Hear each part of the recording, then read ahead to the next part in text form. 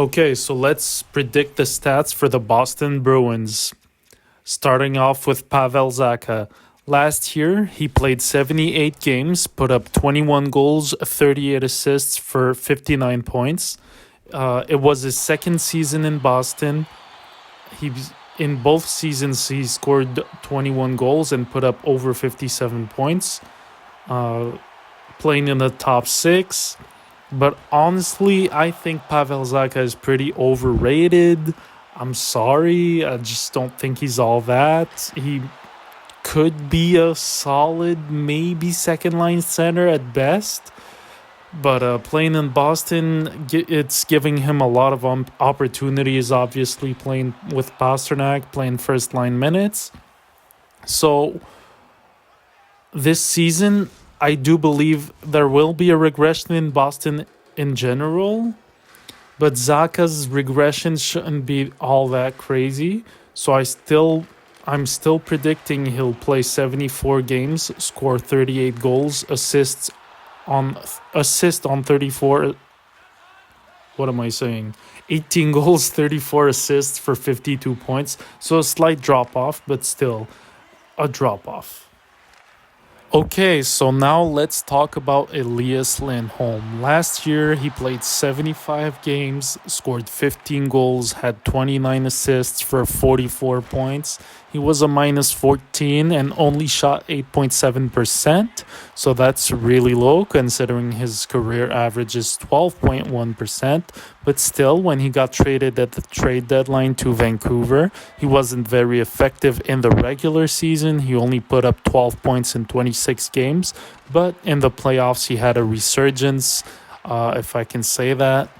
He played very well, so that got him a brand new contract with the Boston Bruins. I think that contract is very rich for what he can provide, but still, I think it's still an upgrade over Charlie Coyle and Pavel Zacha. So I think he's going to be playing first line minutes with David Pastrnak. So that means pretty good stats. For those reasons, I predicted Elias Lindholm is going to play 79 games, score 26 goals, have 37 assists for 63 points, which isn't crazy considering 2 years ago he put up 64 with Calgary. But I do think he's might not be the same player. I don't know. I have my concerns about the whole situation and Boston in general. Moving on to David Pastrnak. And oh boy, Boston Bruin fans are gonna absolutely hate me for this one, because in the past 2 seasons he played all 82 games in both. He put up 61 goals and 47 goals respectively, and over 110 points in both seasons. So that means I think he's gonna regress. But honestly, it's very rare to see NHL players hit over 100 points 3 seasons in a row.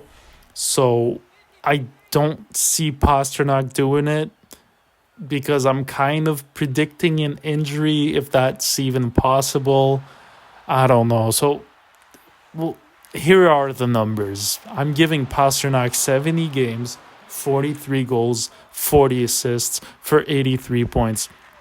Those are really good numbers still, but just not the level at which he was in the past 2 seasons. So I think Boston regresses in general. Next is Brad Marchand. Last season, he played all 82 games, scored 29 goals, put up 38 assists for 67 points. Back-to-back 67 points seasons for him. He just wants to troll the Leafs at this point. But yeah, so considering he's getting pretty old, he didn't put up very good numbers in the last 2 seasons. I can't see him improving on those numbers. So for those reasons, I'm predicting Brad Marchand to play 70 games, score 19 goals, have 45 assists for 64 points, which are still respectable numbers, especially at his age. but it's a slight drop off, especially in the goals department. As for Charlie Coyle, this guy plays every game all the time. In the last 3 seasons, he played all 82 games. And this past season, he had a career year playing on the first line with the retirement of David Pastrnak, of Patrice Bergeron and David Krejci, the other Czech. Yeah, they didn't change that, right? Yeah, he's still Czech. Okay, so last season, Coyle played 82 games, as I said, scored 25 goals and had 35 assists for 60 points. That was a career year. He is 2 years removed from free agency, so that kind of explains it. He also shot 17%.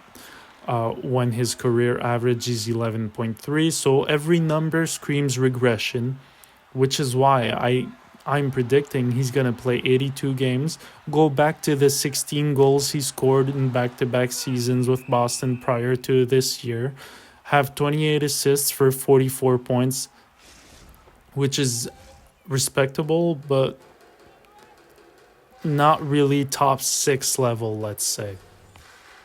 Now let's talk about everybody's favorite rookie, Matthew Poitras. Last season, he played 33 games, had 5 goals, 10 assists for 15 points. So this season, I kept it very simple. I just doubled his stats. 66 games, 10 goals, 20 assists. There's going to be less ice time for him, if that makes sense, because Lindholm comes in. But I'm hoping he can improve. I think this guy has crazy potential. He just needs the ice time. And he's the future in Boston. When everybody else, all the veterans go, retire, get traded, whatever, this guy's going to be left here and he's going to be a superstar. But I just don't think it's this year. Now for defense, of course, we have to start with Charlie McAvoy, the Bruins' best defenseman, who I think is slightly overrated. I keep saying that for the Bruins. I might come across as a Bruins hater, which I might be, honestly, but for Charlie McAvoy, last year he had 74 games. He played 74 games, rather. He scored 12 goals, which was a career high, 35 assists for 47 points. He shot 9%, so that's higher than his career average of 7%, but it's nothing crazy, so I don't expect a crazy regression out of him. I think what we see from McAvoy is what we're going to get. A good top 2 defenseman, solid defensively, who should be putting up between 45 and 60 points every year. So that's what I went with. I gave him 73 games, 10 goals, 42 assists for 52 points. Right about where he's been for the past 3 seasons. Next is the other Lindholm on the Boston Bruins. I'm talking, of course, about Hampus Lindholm. Last year, he played 73 games, scored 3 goals, and 23 assists for 26 points, which was a crazy drop-off from the year prior, where he put up 53 points. It was a plus 49. Also, this past season's shooting percentage for him was 3%, knowing his career average is 5.6%. I think we can hammer Hampus Lindholm for a bounce back. Pause. What did I just say? We're going to hammer Hampus Lindholm for a bounce back season is what I'm going to say, okay? What I was going to say, what I will say, what I keep saying. What am I saying? All right. Hampus Lindholm, so this year I think he bounces back. He has a solid season. So I think he can play 77 games, score 7 goals, have 33 assists for 40 points, which isn't back to the level at which he was 2 years ago, but it's still better than last season. And he should be energized by the arrival of his brother. You know that thing about Matthew Poitras being everybody's favorite rookie on Boston? Well, I think I lied, because for me it was Mason Lohrei. This guy, I love his game. He's big. He can skate. He can defend. He can attack. He can do it all. He's still young. He's gonna turn 24 or is already 24. I don't know. All I know is this guy's very good at hockey.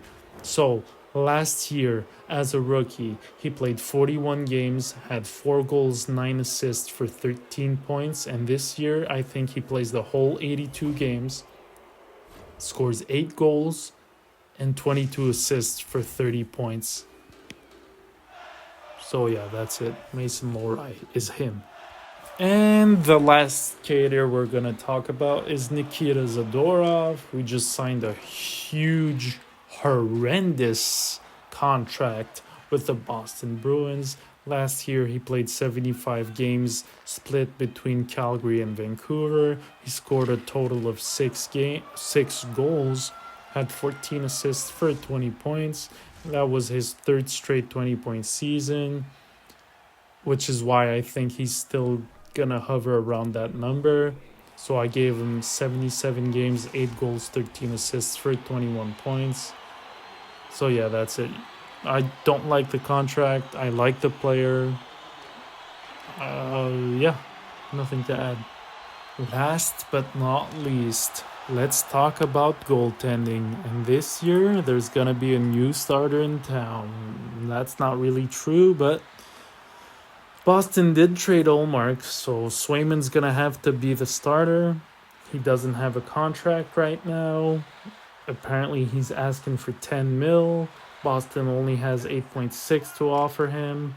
We don't know what's going on. We don't know if he's gonna be signed by training camp. It's looking unlikely and murky and every adjective you want to use. So, with all the uncertainty surrounding that situation, and the fact that I think Boston is going to regress as a team, I think Swayman's going to play 57 games, win 26 of them, lose 10 in overtime or the shootout, have 3 shutouts and 1 assist. So 26 wins in 57 games isn't exactly great, but I think he's gonna struggle, especially not having a very good backup goalie with him in Jonas Korpisalo. That's gonna hurt him. So for all those reasons, I think Boston is gonna end up 7th in the Atlantic Division. So thank you for watching. Leave your hate comments below. Tell me why I'm wrong. Insult me, insult my mother. Do as you will, but thank you for watching and see you next time.